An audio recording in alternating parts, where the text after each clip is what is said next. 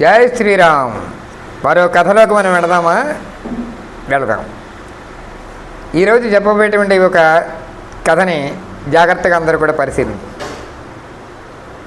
పూర్వం భారవి అనేటువంటి దశకుమార చరిత్ర అనేటువంటి రచించినటువంటి భారవి యొక్క చిన్న సంఘటన మీకు చెప్పడానికి ప్రయత్నం చేస్తాను.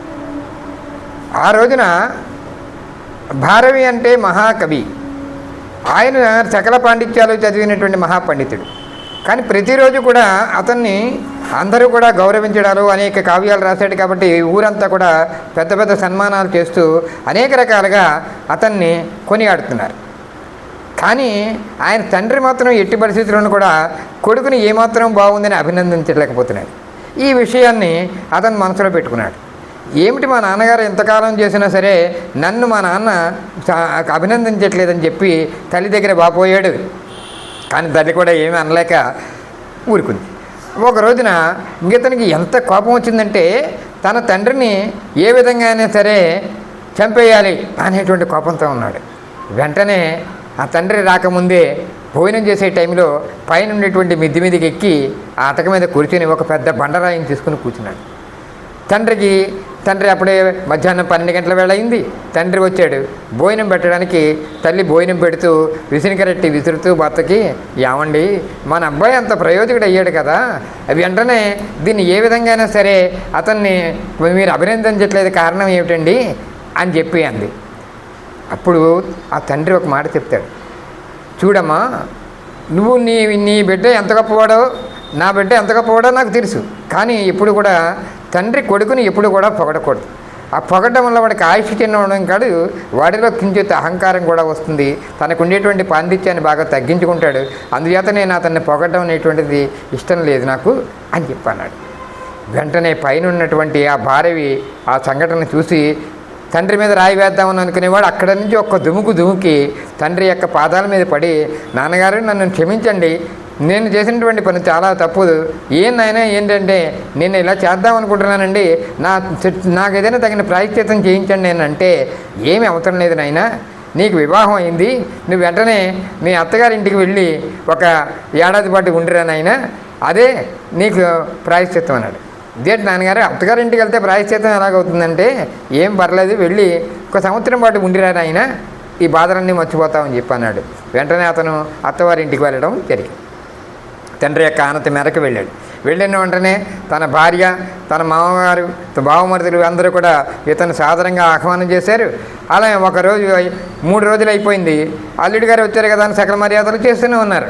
కానీ 3 రోజులు అయిపోయినా, వారం రోజులు అయిపోయినా, 15 రోజులు అయిపోయినా ఈయన ఇంకా వెళతానన్న మాట మాత్రం అంటలేదు. ఆ విషయాన్ని తన భార్యకు కూడా చెప్పలేదు రహస్యాన్ని. ఎప్పుడైతే వెంటనే అక్కడ ఒక మాట అనిపించింది. కొన్నాళ్ళు పోయిన తర్వాత నెల అయిపోయింది. అప్పుడు వాళ్ళ బావమరిది వచ్చారు. బావగారు మనం పొలంలోకి వెళదాం రండి అని చెప్పి పొలం పనులకి నెమ్మదిగా తీసుకెళ్ళడం మొదలుపెట్టాడు. కొన్నాళ్ళు 1 నెల అయిపోయింది, 2 నెలలు అయిపోయింది, ఇంకా ఇప్పటికీ వెళ్ళట్లేదు. ఇంకా అత్తగారు అనుకుంది, ఈయనకి ఏదైనా మన ఇంట్లో ఇంకా పని చెప్పాలి, ఎందుకు ఉండిపోతున్నాడో అర్థం కావట్లేదని చెప్పి, నాయన కాస్త ఆవుని మేపు వచ్చిన తర్వాత పాలు పీతుకొని అనేక రకాల పనులు అతనికి చెప్పి చేయించడం, చులకనగా చూడడం అనేటువంటి జరుగుతోంది. ఆ బాధని తన భార్య మాత్రం గమనించింది. ఏమండి, మిమ్మల్ని ఒక్క విషయం అడుగుతాను, మీరు వచ్చి అప్పుడే దగ్గరలో ఏడాది అయిపోతుంది, ఇప్పటి వరకు కూడా ఇన్ని కష్టాలు పెట్టినప్పటికీ కూడా మీరు ఎందుకు ఇక్కడ ఎలా ఉండిపోతున్నారో నాకు అర్థం కావట్లేదు, ఆ విషయాన్ని కాస్త నాకు గమనించండి అంటే, ఏమీ లేదు, ఇప్పుడు నేనంతా కూడా మా నాన్నగారి మీద ఆధారపడి బతుకుతున్నాను, మీ నుంచి నాకు ఏదైనా ఒక సంపాదన ఇస్తే దాన్ని బట్టి నేను కనీసం నా భర్త ఇచ్చాడని ఆనందిస్తాను అని చెప్పండి. వెంటనే అతను ఒక పెన్ను కాగితం తీసుకురమ్మన్నాడు. ఆ కాగితం తీసుకొచ్చిన తర్వాత ఆ కాగితం మీద ఒక శ్లోకం రాశాడు. ఇప్పుడు మా నాన్నగారు వాళ్ళకి ఏదైనా సాయం చేయాలనుకుంటే, ధన సహాయం అంటే ఒక పంచి, ఈ శ్లోకాన్ని పట్టుకెళ్ళి మీ బజార్లో ఉండేటువంటి ఒక విపణి వ్యాపారస్తుడి దగ్గరికి వెళ్ళి ఈ శ్లోకాన్ని చూపించి అతనికి ఇచ్చిరా, అతనికి ఏది కావాలంటే అతను సాయం చేస్తాడు, ధన సహాయం చేస్తాడు అని చెప్పన్నాడు. ఈ కాగితం ఏంటండి, శ్లోకం ఏమిటండి అని చెప్పి వెంటనే ఈ కాగితం తీసుకుని బెచ్చాల దగ్గరికి వెళ్ళింది. కిరాణా కొట్టుకు వెళ్ళిన తర్వాత ఆ వ్యాపారి కూడా అప్పుడు కూడా పండిత్యం ఉన్నటువంటి వాడు అర్థం చేసుకున్నవాడు. కాబట్టి ఆ సంస్కృత శ్లోకాన్ని తెలుగులో దాన్ని అర్థం చేసుకుని వెంటనే అన్నాడు, ఏమండి ఈ శ్లోకం రాసిన వారు ఎవరండి అంటే, ఇలాగ మా ఆయన గారు రాశారంటే ఇది ఒక అద్భుతమైనటువంటి జీవిత మార్గదర్శనానికి సంబంధించినటువంటి వ్యాపార మెళుకులన్నీ ఈ ఒక్క శ్లోకంలో ఉన్నాయండి. 4 లైన్లు శ్లోకంలో 4 రకాలైనటువంటి మెళుకులు చూపించారు ఆయన. వెంటనే నీకు ఎంత కావాలంటే అంత నేను సరుకులు పట్టుకెళ్ళండి అని చెప్పి అన్నాడు. ఆ వెంటనే ఆ శ్లోకంలో ఉండేటువంటి భావం అతనికి అర్థమైన వెంటనే ఆలోచించి ఆవిడ పశ్చాత్తాపడి ఇంటికి వచ్చింది. అమ్మ, అటువంటి మహనీయుడు మీ భర్త ఇవ్వడం నీటి పుణ్యం అని చెప్పి ఒక నమస్కారం పెట్టి ఆవిడకి కావాల్సినటువంటి వెచ్చాలన్నీ ఇవ్వడం జరిగింది. అతను మహాపండితుడైన సంగతి ఆ ఊరిలో వాళ్ళే కాదు, తన అత్తగారు మామగారు గుర్తించారు. అప్పుడు చెప్పారు, నాయన ఎందుకు ఇలాగ ఉండిపోయావు ఇక్కడ అని అడిగితే, ఇది మా నాన్నగారు చేసినటువంటి పశ్చాత్తాపానికి ఇక్కడ అత్తవారి ఇంట్లో ఉంటే అల్లుడికి ఏ రకమైన మర్యాదలు జరుగుతాయి అన్నది నేను గమనించాను. ఇది శిక్షణ అనుకుని నేనేదో ఆనందంగా వద్దాను, కానీ ఇది శిక్ష ఇంత కఠినంగా ఉంటుందన్న సంగతి నాకు ఇప్పుడు అర్థమైంది. మా తండ్రి యొక్క ఏమిటంటే సమయం పూర్తయింది, నా భార్యను తీసుకుని వెడతానని చెప్పి అన్నాడు.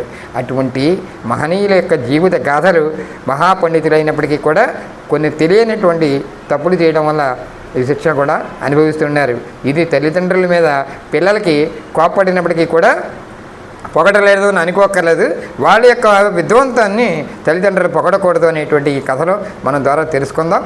ఈ కథని నాకు తోచిన విధంగా చెప్పాను. ధన్యవాదాలు.